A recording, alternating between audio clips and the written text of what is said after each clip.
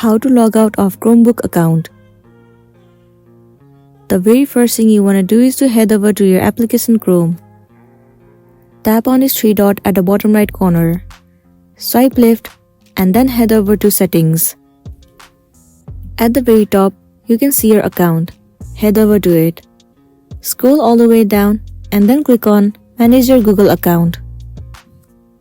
Once you are in this page, swipe left and move into Security.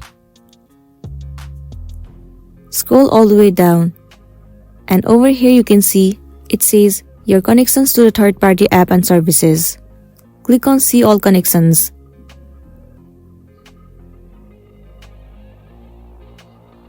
In this page, what you want to do is search for the Chromebook. Right now I don't have it, so it is not available in this section. Let's say this is the Chromebook. Click on it. Tap on Delete all connection you have and then click on Confirm. Once you click on Confirm, you will no longer be connected to Chromebook and you will successfully be logged out of your account and you'll be good to go.